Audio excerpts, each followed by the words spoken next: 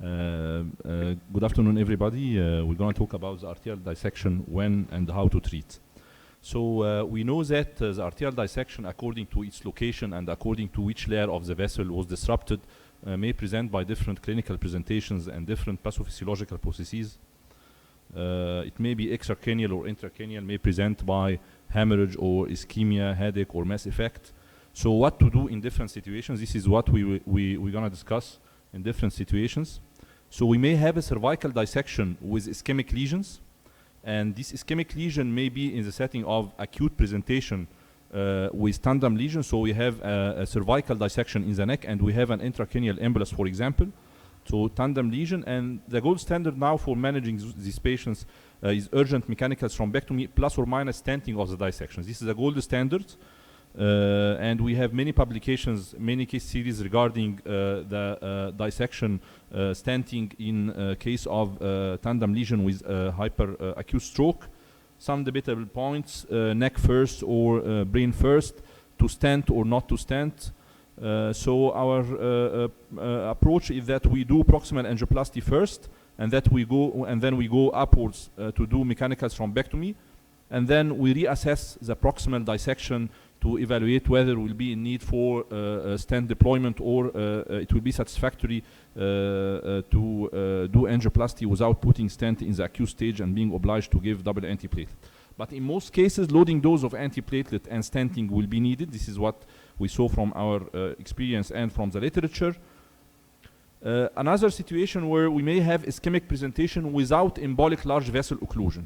So we know that this actually represents 10 to 25% of stroke in young patients, and we know that whenever we have the initial presentation by ischemia, this is where we have a higher incidence of having recurrence of stroke. It's not a high incidence, from 0 to 13% in the literature, and the medical treatment is considered the first line treatment in case of cervical dissection without having large vessel occlusion. The anticoagulant was compared to the antiplatelet, and we know that from the Cadiz trials they are almost equal in the results.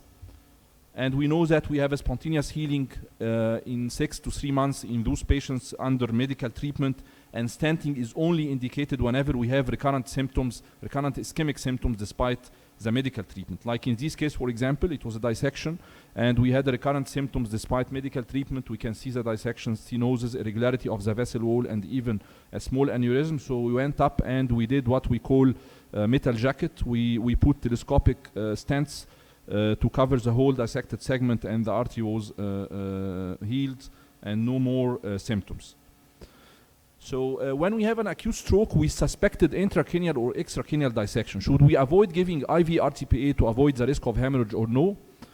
The European Stroke Organization mentioned in their guidelines regarding the IV thrombolysis that we should avoid giving IV thrombolysis to avoid having any risk of hemorrhage in case of intracranial dissection. But actually later on, in contrary to what they published already in their guidelines for the IV thrombolysis, they published other guidelines for the management of dissection a few months ago, and then they stated in these guidelines that intracranial dissection diagnosis is only very rarely confirmed in the time window for thrombolysis in acute stroke patients, and therefore it's not wise enough to refrain all patients with suspicion of intracranial dissection from getting IV thrombolysis.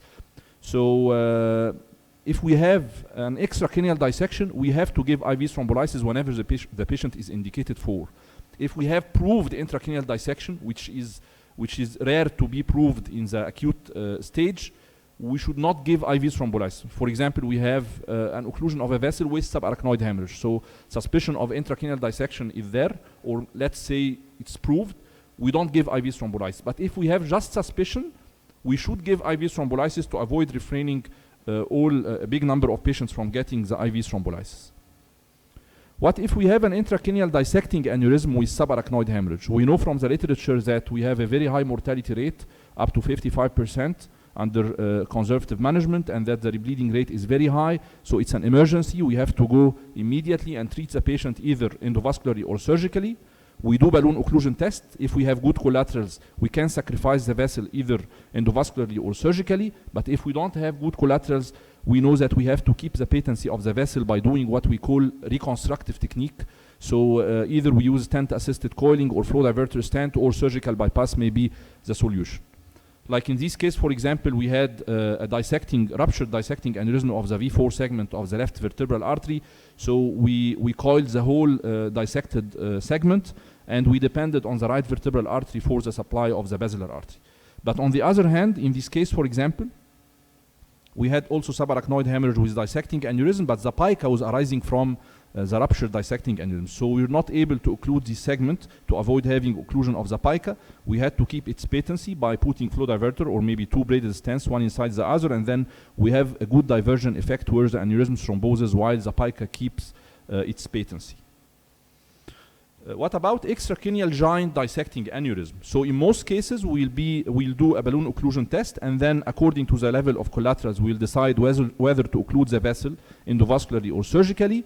And if we don't have good collaterals, so we have to keep its patency either by cover stent or telescopic flow diverter stents, or by doing surgical bypass.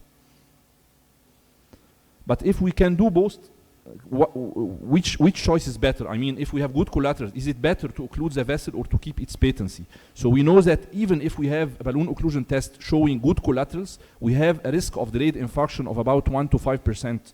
So it's better to keep the patency of the vessel whenever it's possible to do so. But sometimes we cannot keep the patency of the vessel. The aneurysm is a huge one, for example, and we have good collaterals, and the aneurysm is huge, so we cannot put cover stent or telescopic stents. Like in this case, for example, it's a huge, giant, partially thrombosed aneurysm in the neck, compressing the airways. And we did a balloon occlusion test. We saw good collaterals through the PCOM artery, so we trapped the aneurysm. This is only the circulating part of the aneurysm, but actually it was a very big one with a large thrombosed part. So we trapped the aneurysm, and then the patient was treated surgically to evacuate the hematoma, compressing the airways. And then this is after removal of the hematoma after the endovascular approach. And then it was nice to see the patient coming to say hello 3 years after the procedure. In this case, for example, we had also a giant partially thrombosed aneurysm in the neck. And it was just satisfactory to do trapping. We occluded from proximal, as we can see here. And then we went from the circle of Willis, and we put some coils distally. So we trapped the aneurysm. And this is before treatment, and this is a few months after treatment. We can see that we have shrinkage of the aneurysm, even without being obliged to open the neck and to remove the hematoma, as we did in the previous case. If we have a giant dissecting supraclinoid or intrapetrous or intracavernous aneurysm, same, we do a balloon occlusion test, and according to the level of collaterals, we decide deconstructive or reconstructive techniques. If it's a supraclinoid aneurysm and we will put a flow diverter stent, we put coils with. If it's intrapetrous or intracavernous, we do it just by flow diverter stent, like this case, and we have occlusion of the aneurysm just by flow diverter stent. What about if we have a dissecting extracranial aneurysm but not a giant one? Do we have to treat it or not? So according to the guidelines, the European guidelines of management of dissection published a few months ago, they stated that as long as the aneurysm is not a giant one and it's not increasing in size and no recurrent symptoms, ischemic symptoms, for example, we have to leave the aneurysm without treatment just for follow-up, like this case, for example. But actually, I treated this patient before having the guidelines published, so my decision at that time was to treat the patient. I went, I put stent and coils, and we occluded the aneurysm. But according to the guidelines now, this patient may be left just for follow-up. And also for intracranial dissecting aneurysm presenting just with headache, without having subarachnoid hemorrhage, and without having a growing aneurysm, according to the European guidelines, we have to leave this patient for follow-up without treating the aneurysm. Like in this case, we had this dissecting aneurysm, patient presenting just with headache, and then we decided to treat the patient with low-profile flow diverter stent, and then this is the plan of the management, and then 2 months later, the day of the procedure, we found that the aneurysm was thrombosed spontaneously without treating the aneurysm. And this is before, and this is 2 months later, the day of the planned treatment. But in this case, for example, when we have a dissecting aneurysm like that, patient presenting just with headache without subarachnoid hemorrhage, can we leave this aneurysm, this irregular wall? I think the risk of hemorrhage is high. So we decided to treat it. Again, it's the guidelines that we had. So we put a stent, and then we put coils, and we occluded the aneurysm. Same for this case. Patient presenting just with headache. Can we leave this aneurysm without treatment? I think we cannot. the risk of hemorrhage is very high. So what we did is that we occluded the inlet of the aneurysm, and that's it. I think leaving it without treatment is risky. So what we can say is that in the intracranial and the extracranial dissection, we have some guidelines for certain situations. But in other situations where we consider it as gray zone, we don't have a high level of evidence, and we can say that we tailor the treatment case by case according to the risk-benefit ratio that we estimate. Thank you.